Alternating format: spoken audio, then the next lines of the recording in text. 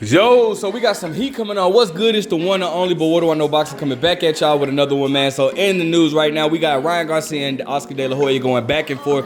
Apparently these two are at odds, so let's talk about it. It says De La Hoya tweeted, "What the F, Ryan Garcia? It's been almost 2 months and you're still crying about the post presser. The blame for your loss is on you and your advisor, Lupe. He is the one who pushed you to accept that insane rehydration clause, and that is the reason you lost. Man up on that." Ryan Garcia said, "Okay, buddy, you got it all figured out. Tired of you disrespecting my whole entire career. You think that none of it matters. Loyalty and common sense is lost in your head. Stop treating people that way, and they will think that, and think they will just accept it." All right, so man, it's just some heated words. This is sad, man, coming to it, man. But I'm gonna speak on the interview that Ryan Garcia recently did about being at the post conference by himself and feeling like Tank's team was there more for his comfort. But Oscar De La Hoya then posted on his verified Instagram account, somebody asked him, "What do you think of Ryan saying he's frustrated? Like, I mean, didn't he want to fight a while ago?" And De La Hoya said, "Ryan has many people giving him bad advice. All I would do is get him the biggest fights and make him money." So he's basically saying that Ryan Garcia has a lot of yes men in his corner and not anybody that's really looking out for his advice. But then Ryan Garcia also posted this on his verified Twitter account. Says, "You know I'm about to fight this guy and you go act buddy with him. You don't care about your fighter. Really tired of this fake act. Stop the cap, be real for once, man. I can respect you more if you just told me the truth. You're in it for the cash, no love lost." All right. So things are definitely getting spicy. So going back to the first tweet that De La Hoya made about Ryan Garcia, man, it was a response to Ryan Garcia's interview, basically stating that he feels like De La Hoya and nobody cared for him at his loss. All right, so I got it. Let me go ahead and read it out for you, and then we'll talk about it, man, because this things is just starting to get heated up. And in the words of Jamal Charlo, shit's crazy. Let's look into it. So, shout out to BoxingScene.com. It says, Ryan Garcia says, "Tank's team cared more about me than my own team after loss. It was the worst." Ryan Garcia had mostly kept a low profile more than a month after his professional loss to Gervonta Davis. In that fight, Garcia suffered a 7th round knockout loss due to a debilitating body shot delivered by Davis.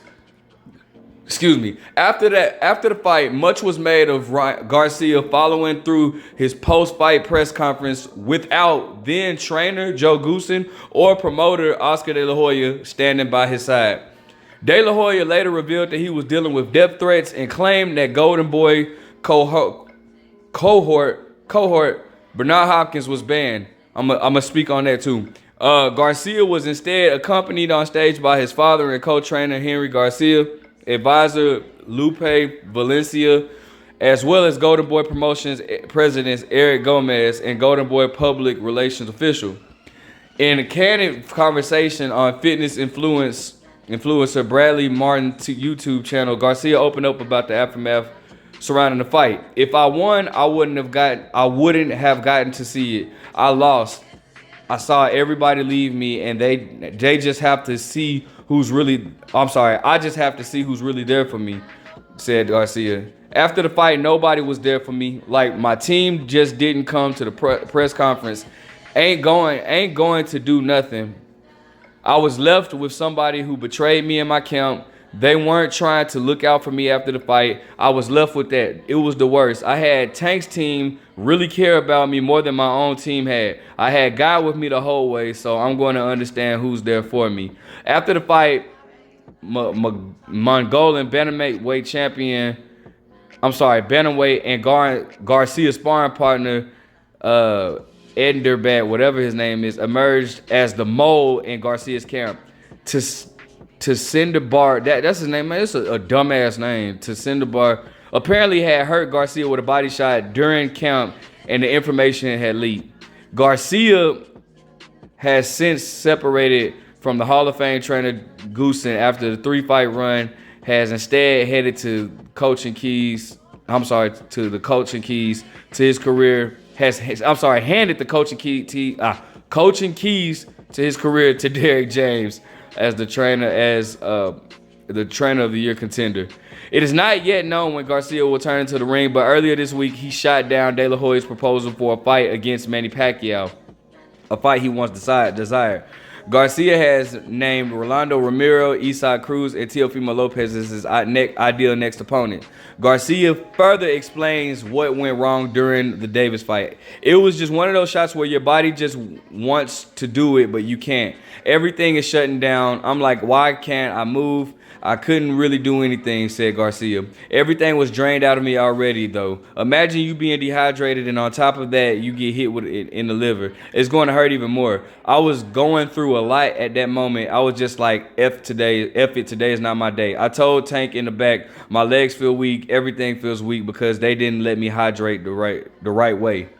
I got impatient. He caught me with a good shot, but I learned a lot from that fight. He was the better man that night, but I definitely want to run it back in the future after I rack up some wins. At the right weight of 140, no rehydration clause. I did it for the people this time, but when I come back, I'm going to do it for myself. I'm hungry now.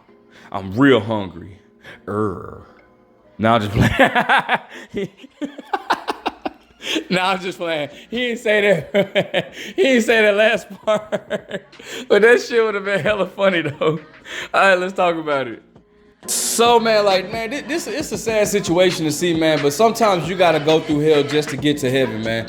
And one thing about it, bro, two things for sure, bro. Listen, regardless of what De La Hoya stated, bro, his excuse is not valid in my opinion, and I'm going to tell you why, right? De La Hoya claimed that he was receiving death threats, right? He said that he was receiving death threats all that week.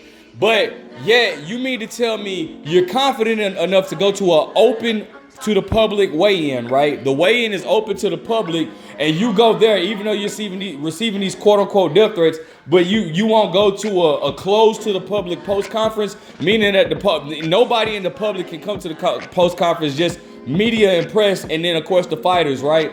So why would you go to an open weigh-in, open to the public weigh-in, but you won't go to a close to the public post-conference? That don't make sense to me, bro. Regardless of what, now, I think it was true that Bernard Hopkins was banned from it. But, bro, regardless, bro, it don't make any sense, bro. De La Hoya should have been at the post-conference standing right along. The thing is, bro, De La Hoya has so much bitterness against Floyd that De La Hoya could not face Floyd Mayweather, bro. He didn't want Floyd to rub it in his face. As a matter of fact, in the ring, Floyd Mayweather was holding on to Tank. He had his arms over Tank. He said, hey, let's go say something to De La Hoya. He said, hey, bye De La Hoya, and some shit like that. They were saying something to De La Hoya, mocking De La Hoya, and whatever, bro. Like, just basically making fun of the fact that, hey, my fighter just whooped your fighter type stuff. So De La Hoya just did not want to eat crow, all right? Bottom line, point blank, period. Now, what's sad, I'm going to tell you what's sad. The scary thing is, bro, Ryan Garcia is still promoted by De La Hoya. And I've seen instances where a promoter and a fighter don't get along. What normally happens is the promoter will go as far as shelving his fighter. Now, in this situation, I don't think Ryan Garcia has to worry about that because Ryan Garcia is actually the cash cow for Golden Boy. After Ryan Garcia, Golden Boy really has nobody. I mean, they got Virgil Ortiz, but Virgil Ortiz is not a big star. He's not a big name. Ryan Garcia is Golden Boy's biggest name. All right. So I doubt that Ryan Garcia will have to go through that, but it's still like a sad situation.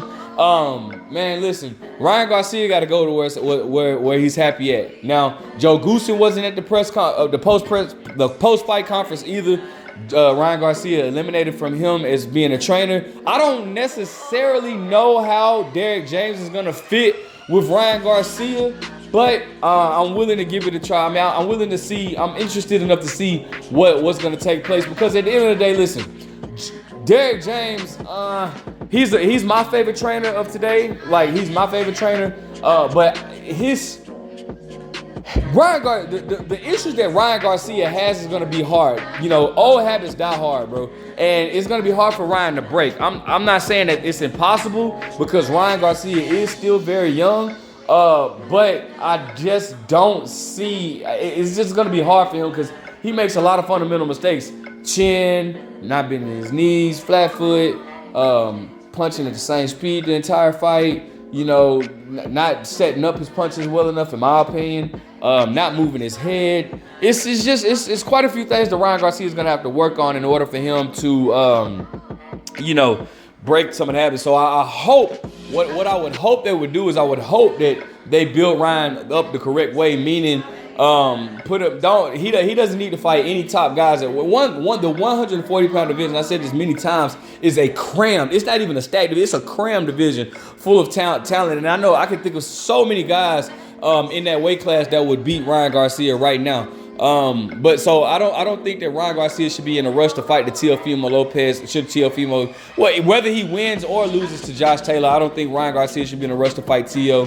I don't think I mean the only guy that I think that Ryan could possibly beat, and fortunately for him, he does have a belt, is Rolly Romero. I think that's a possible win for Ryan, but I'm not 100% sure on that. It just all depends, because Rolly was giving Ryan that work when they were sparring or whatnot. But then again, that was sparring, and that was also years ago. So I'm interested to see what's gonna come out of this or whatnot with him and De La Hoya. Hopefully, I mean, this is not the first time that they've been into it either. Ryan Garcia and De La Hoya have had an issue in the past where Ryan felt like De La Hoya was kind of taking advantage of him and not really paying him the way he should, and De La Hoya ultimately, was able to was able to compromise with Ryan Garcia, and then, eventually they worked out their issues. So, hopefully, man, I hate to see stuff like this, man, but, it takes dark times to see. The dark times show you who's really with you and who's not, right? And Ryan Garcia has every right to feel the way he feels, about his team not being there to support of him during his loss or whatnot. But regardless, listen, whether De La Hoya agreed with him fighting Tank or not, he made you a shitload of money. Let me know what you guys think. Make sure you guys like, comment, subscribe. But what do I know?